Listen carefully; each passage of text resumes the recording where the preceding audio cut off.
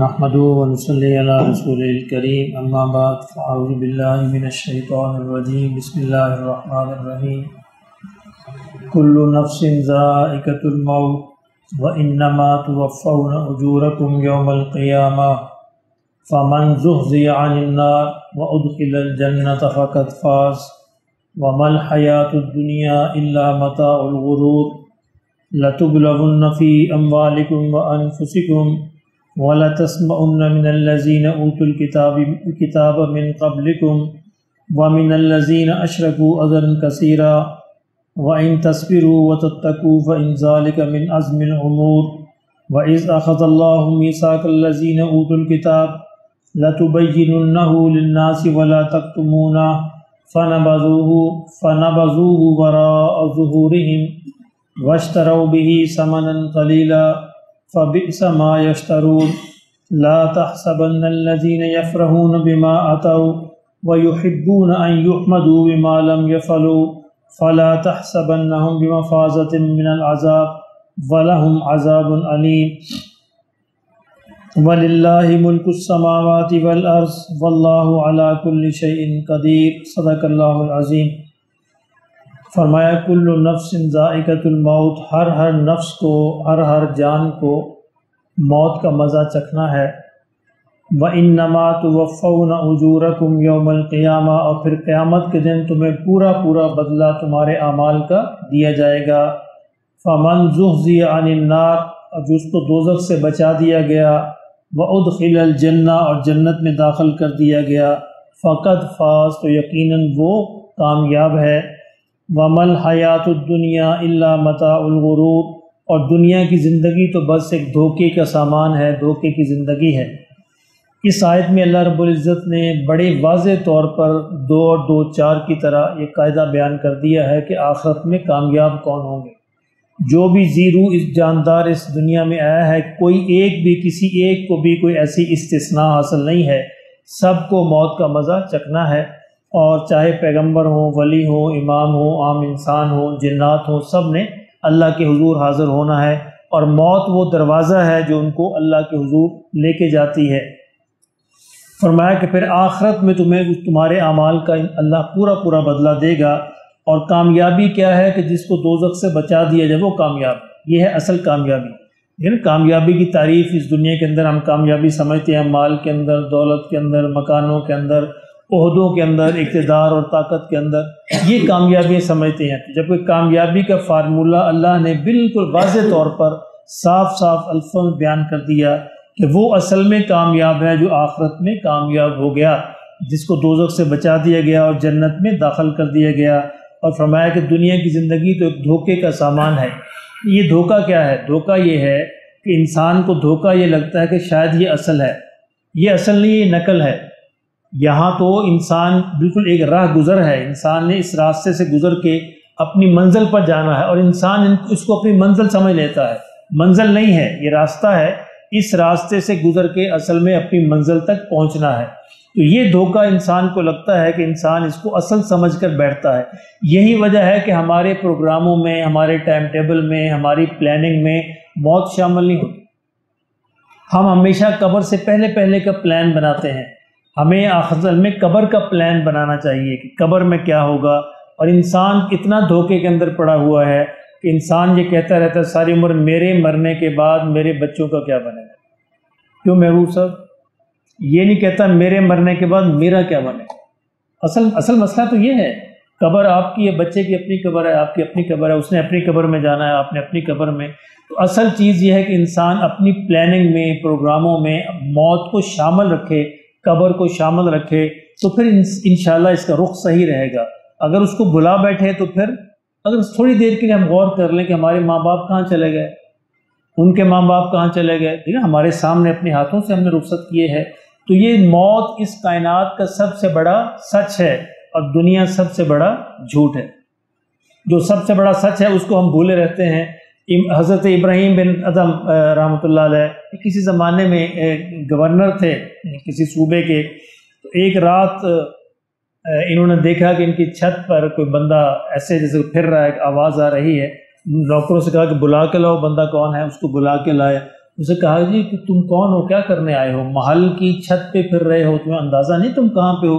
اس نے کہا میں نا اپنے وہ اونٹ ڈھونڈ رہا تھا۔ اونٹ ڈھونڈ رہا تھا؟ تمہارے اونٹ یہاں پہ ملیں گے تمہیں؟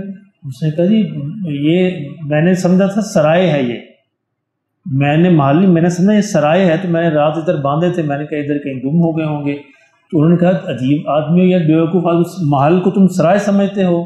تو اسے ابراہیم بن جو اللہ کے ولی تھے جو آئے تھے، انہوں نے ہم سے ابراہیم بن ادم سے کہا اچھا یہ بتاؤ تم سے پہلے یہاں پہ کون رہتا تھا؟ کہ جی میرا باپ رہتا تھا۔ اس سے پہلے کون رہتا تھا؟ میرا دادا رہتا تھا۔ اس سے پہلے کون تھا؟ میرا پردادا تھا۔ 5-7 نسلیں گنوا دیں۔ تو انہوں نے کہا کہ اور سرائے اور کیا ہوتی ہے؟ سرائے یہ تو ہوتی کہ لوگ آتے ہیں چلے جاتے ہیں، لوگ آتے ہیں چلے جاتے ہیں، تمہارا پردادا گیا، دادا گیا، باپ گیا، اب تم بھی جانے والے ہو اور تم اس کو اپنا بنائے بیٹھے ہو۔ تو یہ بھی ایک وجہ تھی، اللہ نے ان کو پھر ہدایت نصیب فرمائی اور یہ سب کو چھوڑ چھاڑ کے وہ اللہ کے ذکر کی طرف چل پڑے۔ تو بہرحال یہ جتنی جلدی انسان سمجھے کہ یہ راہ گزر ہے، یہ راستہ ہے اور یہ آخرت کی کھیتی ہے، یہ دنیا جو ہے آخرت کی کھیتی ہے، یہاں سے ہم نے آخرت کے لیے کما کے لے کے جانا ہے۔ دنیا تو بنی جائے گی انشاءاللہ، لیکن اگر آخرت بنائیں گے تو پھر دنیا کے ساتھ ساتھ آخرت بھی بنے گی۔ فرمایا لَتُبْلَغُنَّ فِي أَمْوَالِكُمْ وَأَنفُسِكُمْ، ہم تمہیں ضرور آزمائیں گے، تمہارے مالوں کے اندر بھی اور تمہاری جانوں کے اندر بھی، یعنی نقصان ہوگا، مالی نقصان بھی ہوں گے، جانی نقصان بھی ہوں گے، مسائل بھی آئیں گے، بیماریاں بھی آئیں گی، مشقتیں بھی آئیں گی، مصیبتیں بھی آئیں گی، گھاٹے نقصان خسارے بھی ہوں گے۔ فرمایا یہ ہماری آزمائش کا حصہ ہے، یہ ہم ضرور آزمائیں گے۔ اس آزمائش کے اندر جو کامیاب ہو گیا وہ اصل میں کامیاب ہے۔ اب کسی بھی نقصان پہ یہ ایک جملہ عام طور پہ ہم کہہ دیتے ہیں، یہ بڑا خطرناک جملہ ہے، اور اللہ نے میرا کاری لبے ایسے سنا نا کبھی آپ نے جملہ؟ کہتے ہیں لوگ، کہتے ہیں اللہ ہمارے حال پر رحم فرمائے، یہ سب بڑا کفریہ جملہ ہے، خطرناک جملہ ہے۔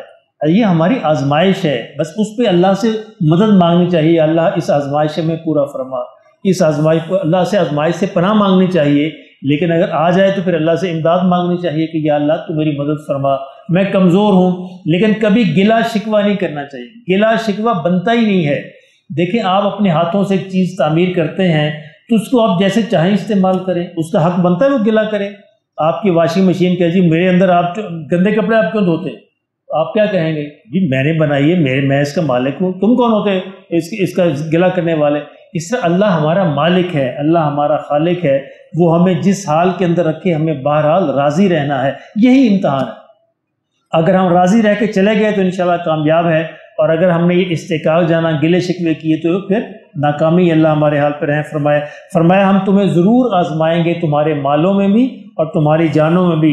وَلَتَسْمَعُنَّ مِنَ الَّذِينَ أُوتُوا الْكِتَابَ مِن قَبْلِكُمْ، اور تم سے پہلے جن کو کتاب دی گئی یعنی یہود و نصارہ، فرمایا ان کی طرف سے، وَمِنَ الَّذِينَ أَشْرَكُوا، اور جو مشرک ہیں مکہ کے ان کی طرف سے بھی، اذًا کثیرہ، تمہیں بہت ساری تکلیفیں بھی ملیں گی۔ اب یہ ظاہر ہے یہ ہمارے ساتھ تو نہیں ہے، ہمارے ساتھ تو پہلی 2 آزمائشیں ہیں، مال کی اور جان کی۔ یہ اس زمانے کے مسلمانوں کو بتایا جا رہا ہے کہ تمہارے لیے یہ آزمائش بھی ہے کہ تمہیں یہود و نصارہ بھی تنگ کریں گے جو مدینہ کے اندر ہیں، اور مکہ کے مشرکین بھی تنگ کریں گے۔ وَإِن تَصْبِرُوا، فرمایا اگر تم ثابت قدم رہے ان ساری آزمائشوں پر، وَتَتَّقُوا، اور تقوی اختیار کرتے رہے تو پھر تم کامیاب ہو۔ لیکن فَإِنَّ ذَلِكَ مِنْ عَزْمِ الْأُمُورِ، لیکن یہ ہے بڑی ہمت کا کام، آسان نہیں ہے کسی بھی آزمائش کے اندر اللہ کے بن کے رہنا۔ اب دیکھیں یہ کبھی تھوڑی سی آزمائش آتی ہے نا، لوگ جو ہے تویز دھاگے لینے چل پڑتے ہیں، ہوتا ہے نا ایسے، حالانکہ یہ آزمائش ہوتی ہے۔ بجائے سے کہ اللہ کے آگے ناک رگڑیں، اللہ کے آگے سجدے کے اندر پڑیں، اللہ سے توبہ کریں، لوگ بابوں کے پیچھے، مزاروں کے پیچھے ادھر ادھر بھاگتے ہیں کہ شاید وہ ہماری مدد کر دے، یہ آزمائش ہوتی ہے، اس میں ناکام ہو جاتا ہے۔ یہ ناکام ہو گیا نا۔ اللہ کے بندوں سے دعا تو کروانی چاہیے کہ اللہ کے بندے ہیں، لیکن اللہ کے بندوں کو یہ سمجھنا کہ وہ ہمارا مسئلہ حل کر دیں گے، یہ اللہ کی خدائی میں شریک کرنا ہے۔ اللہ ہی مسئلے حل کریں گے، اللہ ہی حاجت روا ہے، اللہ ہی مشکل کشا ہے۔ تو کسی بھی مسئلے کے اندر سب سے پہلے اپنا سر سجدے کے اندر رکھنا چاہیے کہ یا اللہ تو میری مدد فرما اور تو میرے اس مسئلے کو حل فرما، تو مجھے راستے دکھا دے۔ فرمایا یہ بڑا ہمت کا کام ہے، آسان نہیں ہے۔ وَإِذْ أَخَذَ اللَّهُ مِيثَاقَ الَّذِينَ أُوتُوا الْكِتَابَ، اور فرمایا کہ جب اللہ نے، یاد کرو وہ وقت جب اللہ نے عہد لیا تھا اہل کتاب سے یعنی یہود و نصارہ سے، لَتُبَيِّنُنَّهُ لِلنَّاسِ، کہ تم اس کتاب کے احکامات کو لوگوں کے سامنے کھول کھول کر بیان کرو گے، وَلَا تَكْتُمُونَهُ، چھپاؤ گے نہیں، فَنَبَذُوهُ وَرَاءَ ظُهُورِهِمْ، فرمایا انہوں نے میرے اس حکم کو پس پشت ڈال دیا، وَاشْتَرَوْا بِهِ ثَمَنًا قَلِيلًا، اور انہوں نے تھوڑے مال کے بدلے اس کو بیچ ڈالا، یعنی دنیاوی فائدہ حاصل کر لیا۔ فَبِئْسَ مَا يَشْتَرُونَ، فرمایا کتنا ہی برا نقصان ہے، کتنا ہی برا سودا ہے جو وہ کرتے ہیں۔ ایک دفعہ نبی صلی اللہ علیہ وسلم نے یہودیوں سے پوچھا کسی مسئلے کے بارے میں کہ تورات کے اندر یہ کیا مسئلہ لکھا ہوا ہے، ذرا مجھے بتاؤ تورات میں کیا ہے۔ انہوں نے غلط مسئلہ بتایا، یعنی اصل مسئلے کو چھپا لیا اور غلط مسئلہ بتایا، تو اللہ نے حضور صلی اللہ علیہ وسلم کو وحی کے ذریعے سے اس کی اطلاع فرمائی۔ تو یہ وہ چھپانا ہے جو وہ اکثر چھپایا کرتے تھے۔ لا تحسبن الذین یفرحون بما اتوا، فرمایا تم یہ گمان نہ کرو کہ یہ لوگ اپنے کرتوتوں پہ خوش ہوتے ہیں، اپنے کرتوتوں پہ یہود و نصارہ خوش ہوتے ہیں، کیا یہ عذاب سے بچ جائیں گے؟ ہرگز نہیں۔ وَيُحِبُّونَ أَن يُحْمَدُوا بِمَا لَمْ يَفْعَلُوا، اور یہ بھی چاہتے ہیں کہ ان کی تعریفیں کی جائیں اس بات پر جو کام انہوں نے کیے ہی نہیں۔ پہلی بات تو یہ تھی کہ یہ اس بات کو چاہتے تھے کہ ہم تورات پر عمل کرتے ہیں، حالانکہ نہیں کرتے تھے، اور پھر یہ چاہتے تھے اس کی تعریف بھی کی جائے۔ اور جہاد کے اندر جب بھی جہاد کا مسئلہ ہوتا تھا تو یہ کوئی نہ کوئی بہانہ بنا کر گھر میں بیٹھ رہتے تھے، اور جب نبی صلی اللہ علیہ وسلم واپس تشریف لاتے تو آپ کے سامنے کوئی نہ کوئی بہانہ بنا دیتے، اور پھر یہ بھی چاہتے کہ حضور اس کی تعریف بھی کرے۔ تو اللہ نے اس آیت میں حضور کو اطلاع فرمائی کہ ان کی کرتوتوں پہ آپ کو مطلع رہنا چاہیے، اور ان کی جو باتیں ہیں اس طرح کی اس پہ بھی مطلع رہنا چاہیے، اور آپ یہ بھی یاد رکھیں کہ فَلَا تَحْسَبَنَّهُمْ بِمَفَازَةٍ مِّنَ الْعَذَابِ، کہ یہ چیزیں ان کو عذاب سے بچا نہیں سکتی، یہ ہتھ کنڈے، یہ کرتوتیں، ان کی یہ حرکتیں ان کو عذاب سے نہیں بچا سکتی۔ وَلَهُمْ عَذَابٌ عَلِيمٌ، ان کے لیے بڑا دردناک عذاب ہے۔ وَلِلَّهِ مُلْكُ السَّمَاوَاتِ وَالْأَرْضِ، اور فرمایا کہ آسمان و زمین کی بادشاہت اللہ ہی کے لیے۔ آپ ذرا دیکھیے ہم کتنا سورہ آل عمران تک پہنچ گئے، چوتھا سپارہ ہم پڑھ رہے ہیں۔ آپ نے کبھی غور کیا کہ قرآن مجید میں سب سے غالب موضوع کیا ہے؟ کیوں جی کبھی غور کیا؟ توحید۔ ہر دوسری تیسری آیت کے بعد توحید، ہر دوسری آیت کے بعد توحید، اس لیے ہمیں بھی اتنا اس کو سنبھالنا ہے۔ اللہ ایسے نہیں کہہ رہا، اللہ بے مقصد بات نہیں کرتے، بلا وجہ بات نہیں کرتے۔ ہر دوسری چوتھی آیت کے بعد اللہ اس بات کی یاد دہانی کرواتے ہیں کہ لوگوں میرے بن کے رہنا ہے، بادشاہی آسمان و زمین کی میری ہے، اگر میرے بن کے رہو گے تو کامیاب ہو جاؤ گے، اگر اس راستے سے تھوڑا سا پھسل گئے تو پھر ناکام ہو۔ واللہ علی کل شیء قدیر، اور فرمایا اللہ ہر چیز پر قادر ہے، وہ جب چاہے، جہاں چاہے، جیسا چاہے، جو چاہے، جتنا چاہے کر سکتا ہے، اور بغیر اسباب کے بھی کر سکتا ہے۔ اللہ سب کچھ کے بغیر سب کچھ کر سکتا ہے، اور ہم جو ہیں سارے کے سارے انسان یہ اللہ کے حکم کے بغیر سب کچھ کے ساتھ بھی کچھ نہیں کر سکتے اگر اللہ نہ چاہے۔ اللہ ہمیں اس کی سمجھ نصیب فرمائے۔